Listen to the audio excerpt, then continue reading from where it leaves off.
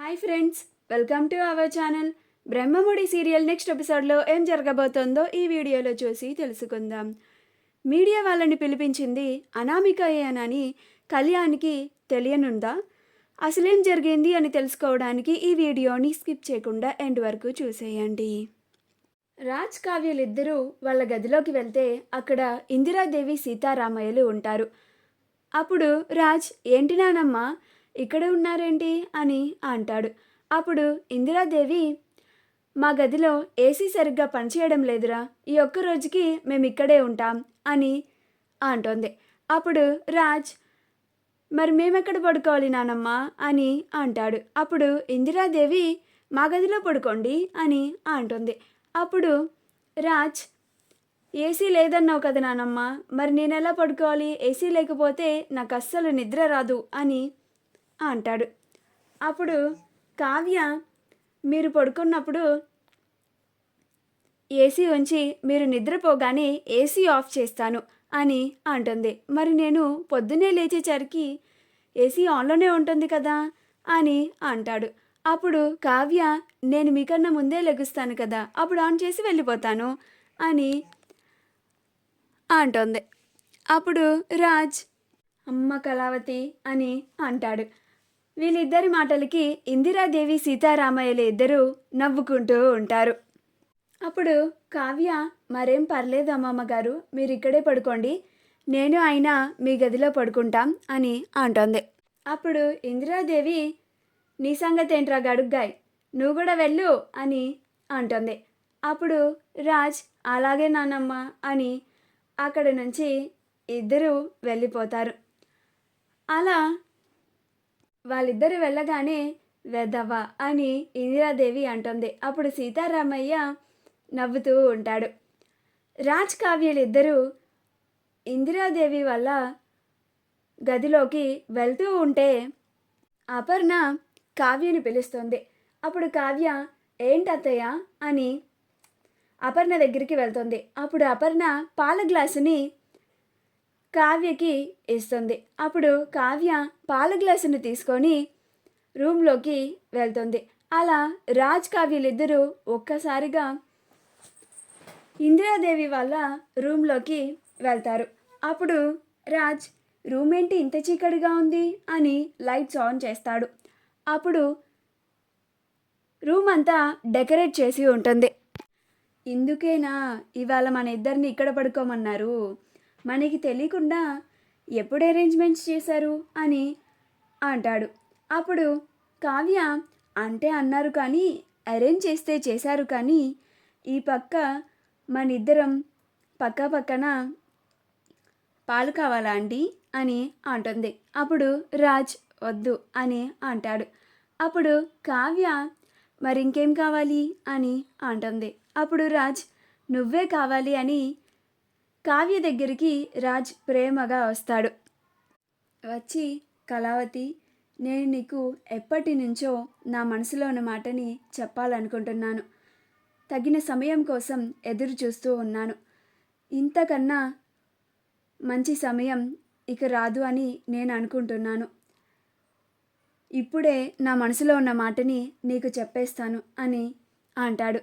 ఆ మాటలకి కావ్య చాలా ఆనందపడిపోతూ ఉంటుంది.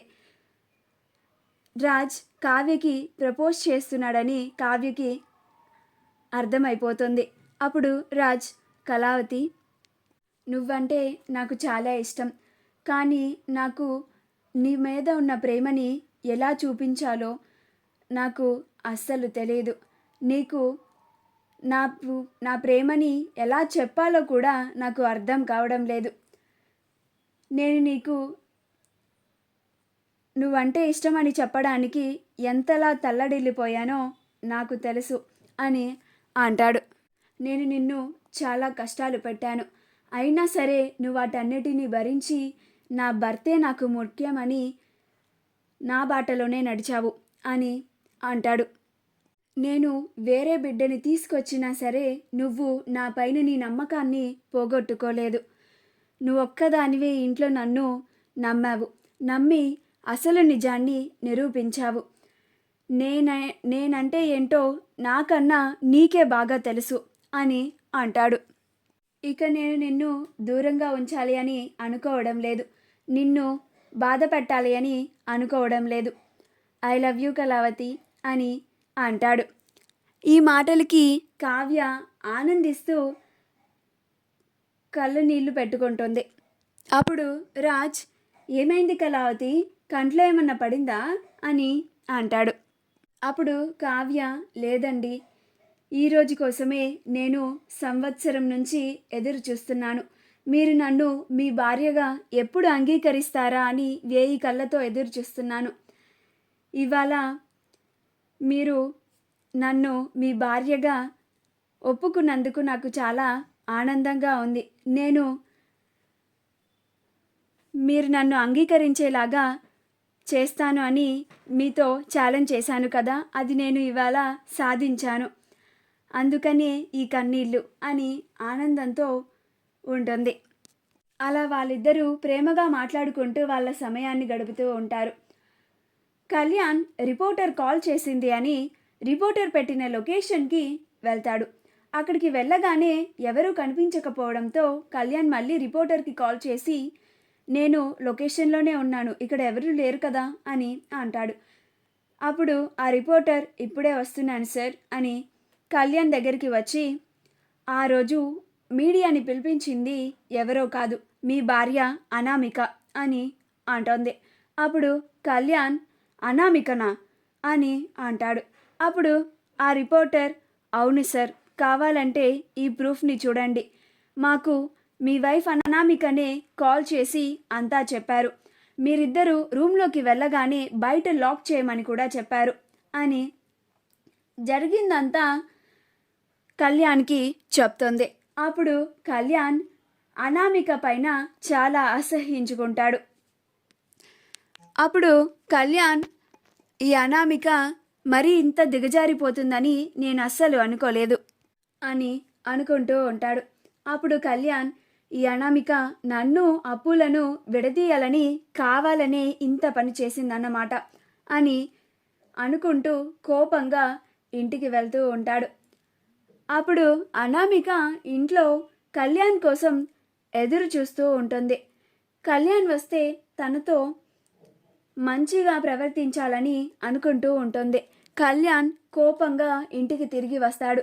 కళ్యాణ్ రాగానే అనామిక, వచ్చావా కళ్యాణ్ అని అంటుంది. అప్పుడు కళ్యాణ్, వచ్చాను అని కోపంగా అంటాడు. అప్పుడు అనామిక, ఏంటి కళ్యాణ్ అంత కోపంగా ఉన్నావు అని అంటుంది. అప్పుడు కళ్యాణ్, నువ్వు చేసిన పనికి ఇలా కాకుండా ఇంకెలా ఉండమంటావు నన్ను అని అంటాడు. మా వీడియో కనుక మీకు నచ్చినట్లయితే లైక్ చేయండి, షేర్ చేయండి, మా ఛానల్ని సబ్స్క్రైబ్ చేసుకోండి, పక్కనే ఉన్న బెల్ ఐకాన్ని క్లిక్ చేయడం మాత్రం మర్చిపోకండి.